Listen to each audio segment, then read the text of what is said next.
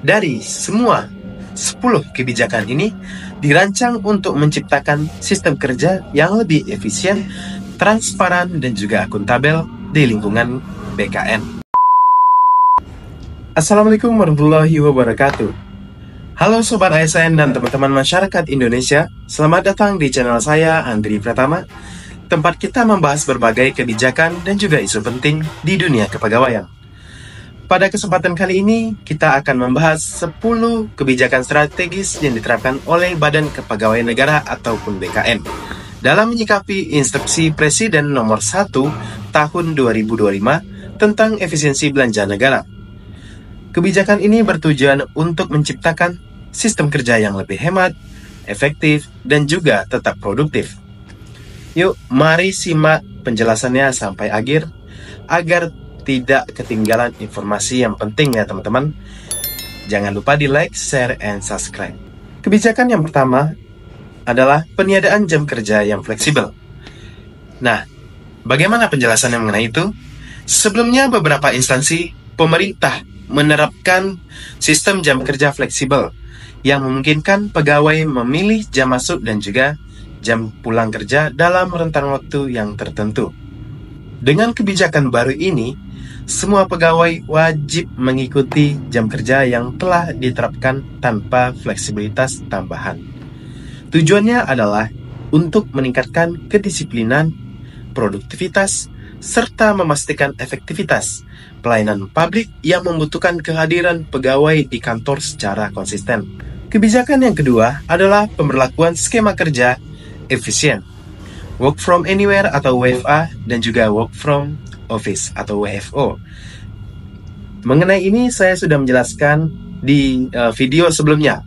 Jika teman-teman ingin lebih paham mengenai ini, maka simak video saya yang sebelumnya ya teman-teman. Nah, mengenai ini BKN akan menerapkan sistem kerja hybrid dengan kombinasi 2 hari kerja dari lokasi lain atau work from anywhere dan 3 hari bekerja dari kantor, work from office. Sistem ini diterapkan untuk mengurangi biaya operasional kantor seperti air dan juga listrik, meningkatkan fleksibilitas pegawai dalam bekerja tanpa mengurangi produktivitas, dan juga memanfaatkan teknologi digital untuk mendukung kerja jarak jauh secara optimal. Kebijakan yang ketiga adalah memastikan kinerja harian bawahan dengan sistem pelaporan yang konkret. Setiap pegawai wajib melaporkan kinerja secara harian melalui sistem pelaporan yang telah disediakan nantinya. Yang kedua, sistem ini akan memastikan bahwa pegawai yang bekerja secara WFA tetap produktif dan memiliki output yang jelas. Pelaporan berbasis indikator kinerja akan diterapkan agar atasan dapat dengan mudah menilai efektivitas kerja pegawai.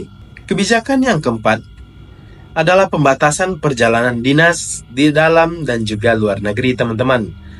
Jadi bagi teman-teman yang sudah sering melakukan perjalanan dinas, mulai dari sekarang mungkin akan dikurangi.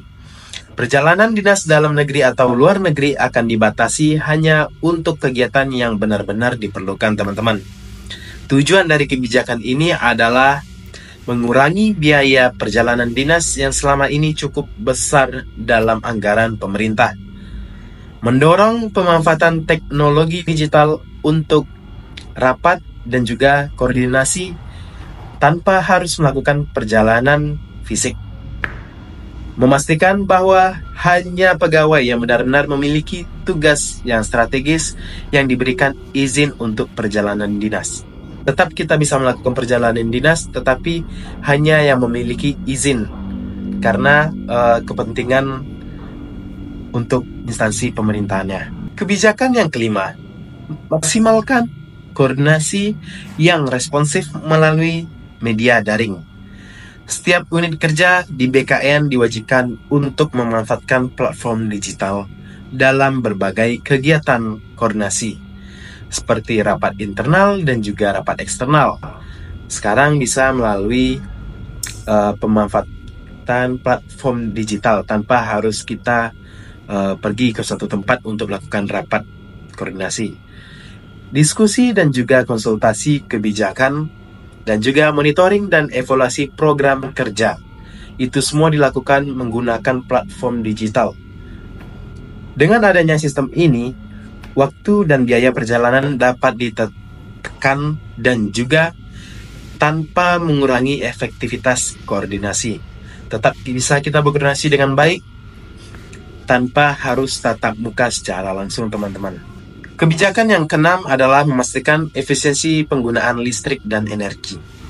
Langkah-langkah yang akan diterapkan untuk efisiensi energi yaitu meliputi pengurangan penggunaan listrik secara berlebihan, seperti mematikan lampu dan perangkat elektronik saat tidak digunakan. Ketika teman-teman pulang dari kantor, pastikan listrik dan juga komputer ataupun AC sudah dinonaktifkan agar tidak membuang-buang anggaran. Yang kedua, penggunaan perangkat hemat energi untuk mengurangi konsumsi listrik. Dan yang ketiga, optimalisasi penggunaan air dan fasilitas kantor agar lebih efisien. Kebijakan ini tidak hanya untuk efisiensi biaya, tetapi juga sebagai bagian dari komitmen pemerintah terhadap keberlanjutan lingkungan, atau yang kita kenal dengan Green Office. Kebijakan yang ketujuh adalah penyesuaian pakaian kerja yang mengutamakan kenyamanan. Kebijakan ini memungkinkan pegawai untuk mengenakan pakaian yang telah nyaman dalam bekerja, tanpa menghilangkan aspek profesionalisme. Beberapa penyesuaian yang mungkin diterapkan adalah penggunaan pakaian berbahan ringan untuk mengurangi ketergantungan pada AC. Penyesuaian seragam lebih sederhana untuk mengurangi pengeluaran pegawai. Tujuan utama untuk teman-teman ketahui dari kebijakan ini adalah meningkatkan kenyamanan teman-teman semua dalam bekerja sehingga memberikan produktivitas yang tetap terjaga. Kebijakan yang ke-8, penggunaan anggaran yang efektif. Setiap unit kerja di BKN diwajibkan untuk memastikan bahwa setiap pengeluaran anggaran benar-benar diperlukan dan memiliki manfaat nyata. Beberapa langkah efisiensi anggaran yang akan diterapkan. Yang pertama adalah pengurangan belanja operasional yang tidak esensial. Yang kedua, optimalisasi anggaran untuk program-program prioritas. Dan yang terakhir adalah mekanisme pengawasan yang ketat untuk memastikan transparansi dan akuntabilitas penggunaan anggaran. Kebijakan yang ke-9, mengoptimalkan kerjasama dengan donor, mitra, dan juga pihak ketiga dengan tetap menjaga good governance. BKN akan meningkatkan kerjasama dengan berbagai mitra, termasuk lembaga donor yang mendukung pengembangan SDM dan tata kelola pemerintahan. Pihak ketiga yang dapat memberikan kontribusi dalam bentuk pelatihan dan juga program pengembangan pegawai.